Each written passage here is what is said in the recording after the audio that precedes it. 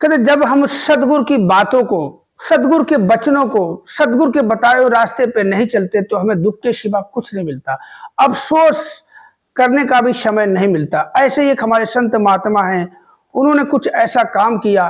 कहते हमें वचन तो सभी याद हैं, सारे वचन याद हैं, सारे फरमान याद हैं, गुरमत याद है, सत्संग सेवा सुमरन सब याद है, मगर याद होने के बावजूद भी अगर हम उसके विपरीत काम करते हैं, विपरीत जाते हैं कि एक चीज हमें सामने दिखती आग है और फिर भी हम आग की तरफ चले जाएं तो जलना तो निश्चित है ही।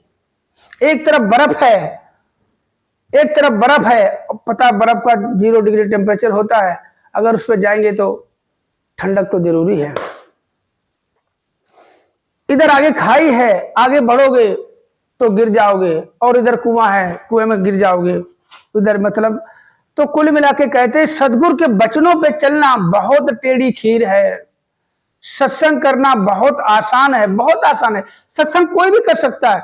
आप किसी पड़ोसी को ले जाओ, सत्संग चला जाएगा, आराम से चला जाएगा, बैठेगा, प्रसाद खाएगा, लंगर होगा, खाएगा, बड़ा मजा है। लंगर पर अगर मान लो किसी पड़ोसी को भी आप एक दिन सत्संग ले जाते हो और पहले दिन वहां पे लंगर हुआ और लंगर में बहुत अच्छे अच्छे पकवान बन गए, मटर पनीर बन गया, शाही पनीर और तंदूरी रोटी बन गई और मिठाई में मिष्ठान मिल गया, अरे उसको तो लत लग जा, अरे यार लंगर होता। अकेला गया, दूसरे बार जाओगे तो परिवार को लेके जाएगा। कोई भी सत्संग कर सकता है, मतलब सत्संग जा सकता है। बख्श लेना, थोड़ा सा कुछ गलत सा बोल दिया। सत्संग कोई भी जा सकता है मगर सत्संग कर नहीं सकता। करने वाले विरले होते हैं और कर सकते हैं कुछ, और मानने वाले भी अलग होते हैं। जो मानता है वही असल में सत्संग करता है।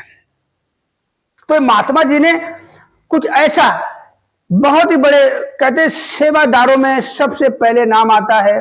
देखो हम ये नहीं कह रहे कि निरंकारी मिशन के सेवादारों में सबसे पहले इनका नाम आता है, नहीं, ऐसा तो बख्श लेना, ऐसा नहीं कहा। कि आप सभी को पता कि हर एरिया की एक ब्रांच है, हर ब्रांच के मतलब एक हर किसी की एक जिम्मेवारी है। तुम्हारी संगत की जिम्मेवारी है, तुम्हारे प्रचारक की जिम्मेवारी है, तुम्हारी बस की जिम्मेवारी है, तुम्हारी इसकी जिम्मेवारी है। हर किसी को दातार ने किसी ना किसी जरिए, किसी ना किसी बहाने सेवा बख्शी है।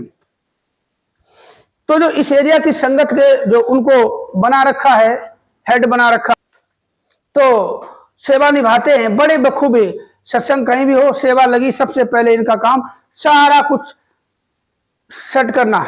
किसकी ड्यूटी संचालक की है, या स्टेज पे किसकी ड्यूटी है, जूतों की सेवा किसकी है, या वैसे सेवा किसकी है, तो ये सब उनका काम बहुत। मगर कहते हैं सब कुछ जानने के बावजूद भी, और ये कहते हैं एक अलग से कुछ काम कर बैठते हैं जिसे कहते हैं अफसोस करने वाली बात हो गई है। तो वास्तव में कहते हैं ऐसा काम हरगिज ना करें। तो संत महात्माओं ने वो गलती की है। कहते हैं कि हम कहते हैं सब कुछ जानते हुए भी अगर हम अनजान बने बैठे रहें तो हमें दुख के सिवा क्या मिलेगा। तो अभी वीडियो शूट करने से पहले महापुरुष से बात भी की थी। दास ने सोचा कि हो सकता है समय टल गया हो, क्योंकि दास से बात हुई थी तो दास ने बताया, दास से बातचीत हो रही थी तो बोले कि कृपा करो दातार, कृपा करे ऐसा हो जाए, मैं जरूर होगा। तो पूरी सच्चाई जानने के बाद ही वीडियो बनाता हूँ, कोई अपनी बनाई हुई कहानी नहीं, बस ऐसे ही करता हूँ कि कहीं से थोड़ी सी बात सुनने को मिल जाती है, उसी पे बात बना देता हूँ मैं कि पूरी बात को, मतलब शुरू कहाँ से हुई, खत्म कहाँ से हुई, उसके बीच में क्या करना था, कैसे करना था, इसने क्या किया, इनको क्या करना चाहिए था, तो यही सब डाल के पूरा एक वीडियो बनाता हूँ। तो अभी बात हुई थी तो सारी बातें हुई, बोला अभी तो बस काम तो होता मगर होते रह जाता है। तो अभी बताने वाला हूं मैं आपको ऐसी बात कि वो गलती भूल के भी कोई ना करे। अक्सर क्या होता है, हम सभी गलती करते हैं और जिस गलती से हम सभी को बचना चाहिए वो गलती हम अक्सर करते हैं और बाद में अफसोस करते हैं, हाथ जोड़ते, सिमरन करते और सिमरन करवाते सत्संग में, दातार कृपा करो, आप जी की कृपा से ऐसा काम होते होते रुक गया, कृपा करो काम हो जाए, सभी लोग सिमरन में साथ देंगे, तो ही निरंकार मैं तेरी शरणा मैंने बख्श लो, ऐसे सिमरन कराते, ये नौबत ही नहीं आएगी। तो बात बताने से पहले, वीडियो शुरू करने से पहले आप सभी निरंकारी संत महात्मा भाई बहन माताओं के चरणों में प्यार भरा नतमस्तक होकर धनंका जी और जो मेरे मित्र भाई सब्सक्राइबर सभी को मेरा प्यार भरा नमस्कार। तो वीडियो जिसने पहली बार देख रहा सब्सक्राइब जरूर करें, चैनल को लाइक करें और कमेंट करके बताएं कि वास्तव में ऐसा होना चाहिए था या नहीं। तो चलते हैं, बात बताते हैं महात्मा जी की। आपने देखा होगा ये जो महात्मा जी फोटो में आपको दिखाई दिए, ये महात्मा जी हमारे, आज चलो इनका नाम भी बता देता हूँ क्योंकि जब बात हो जाती है खुल्लम खुल्ला, क्योंकि कई बार वीडियो में आ चुके हैं। ये महात्मा पप्पू राम जी हैं जो हमारे लोकल संगत वाले इस एरिया के जो जानते हैं, बहुत से जानते हैं, तो फोटो देख के पहचान लेंगे। तो वो अपना दातार की कृपा से, वैसे सर्विस बहुत अच्छी है, दातार कृपा है, बहुत अच्छी कृपा से सब कुछ, मतलब धन धान की कोई कमी नहीं है, घर मकान है, सब कुछ है। और सबसे बड़ी बात यह कि दातार ने सेवा से बहुत अच्छे से नवाजा है, बहुत सेवा इनको मिलती है और दास को तो सेवा मिलती नहीं है कभी मिलती है तो कर नहीं पाता, ये भी इसकी कृपा है।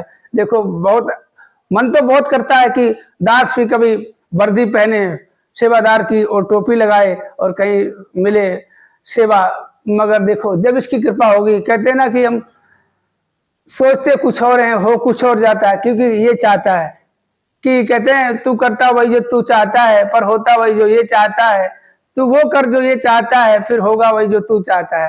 तो बस इसलिए इसके भरोसे छोड़ दिया कि अगर ये मन में कामना है कि दास के तन पे भी खाकी वर्दी हो, निरंकारी मिशन की सेवादार की वर्दी और सर पे टोपी हो, बड़ा अच्छा एक सपना सा है।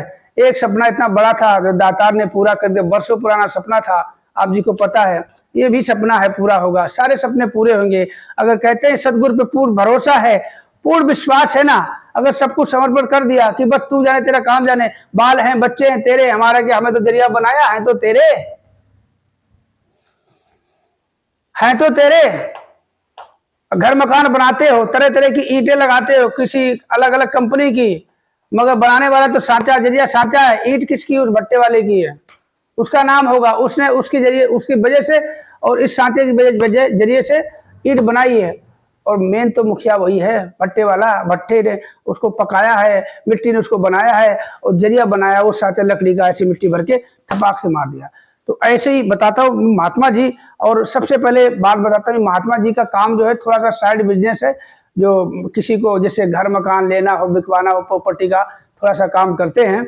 और मैं बता देना चाहता हूँ, कहीं भी दिल्ली एनसीआर में अगर कोई भी महात्मा, अगर अपने निरंकारी महात्मा कोई मकान, दुकान या कोई प्लॉट कोई लेना भी चाहता है तो इन महात्मा से संपर्क कर सकता है। क्योंकि कहते हैं कि अगर हम ज्यादातर मोस्टली देखते हैं कि डायरेक्ट को इस प्रॉपर्टी में बात होती नहीं, या हम डीलरों को पकड़ते हैं या कुछ ऐसे बिचौलियों को पकड़ लेते हैं जिसमें हमें पता भी नहीं चलता, बाद में पता चलता कि ये प्लॉट लफड़े वाला था, ये मकान ऐसा था, ये मकान 10 का था, हमें 12 में भेड़ दिया। तो साफ सुथरा अगर किसी को लेना दिल्ली एनसीआर में कहीं भी, तो इन महात्मा जी से संपर्क कर सकते हैं। तो यही बात बतानी थी कि महात्मा जी जो है, इनका काफी समय से जो है प्रॉपर्टी का काम जो है, क्या कहते हैं कि पार्टी आती तो महात्मा जी कृपा करो, आशीर्वाद दो कि पार्टी आती तो है, बात भी करती है, प्लॉट भी देखती है, हाँ भी भरती है, और उसके बाद फिर दोबारा बात ही नहीं होती है कि पार्टियां खूब आ रही हैं, सौदेबाजी नहीं हो रही, तो उसमें कुछ आमदनी नहीं हो रही है। तो दास ने बोला कोई बात नहीं, दातार कृपा करेगा। हो सकता है कि आप चम्मच लेके खड़े हो समुद्र में और दातार को तुम्हारा पूरा पतीला भर के देना चाह रहा हो। जरूर, अभी फोन पे बात हुई थी वीडियो बनाने से पहले, तब भी यही बात बोली थी कि चिंता मत करो, बहुत लंबा काम होगा आपका, लंबा काम होगा, बहुत लंबी दुकानदारी होगी आपकी, चिंता नहीं करो, बस दातार के भरोसे रहो कि करण करावन हार तू, सब कुछ तेरे पास।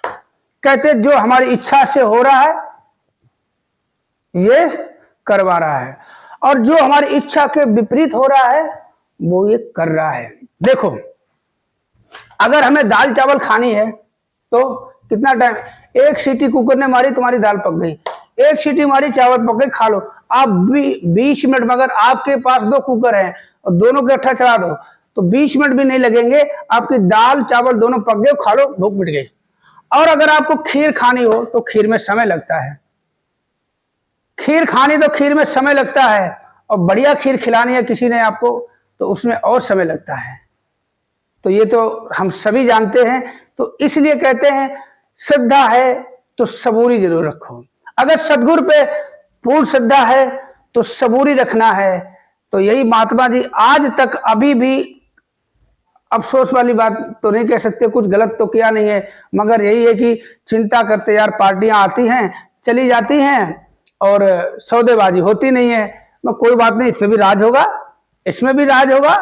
अगर आप कहीं जा रहे हो, कार से जा रहे हो, कहीं कार टक से कहीं ठुक जाती है, हल्का सा खरोच, और उस खरोच की वजह से आप आधा घंटा लेट हो जाते हो, तो इसमें भी बहुत रजा है। एक बार हमारे मुखी महात्मा जी ने यही बात बताई थी, तो शुक्राना कहते सदगुरु का हर हाल में शुक्राना करो, हर हाल में, खाने में, पीने में, पहनने में, सोने में, आने में, जाने में, दुख में, तकलीफ में, सुख में, हर हाल में सदगुरु का शुक्राना बनता है। शुक्राना तो शुक्राना, बाकी कुछ भी नहीं बनता, सिर्फ तो सिर्फ शुक्राना। क्यों?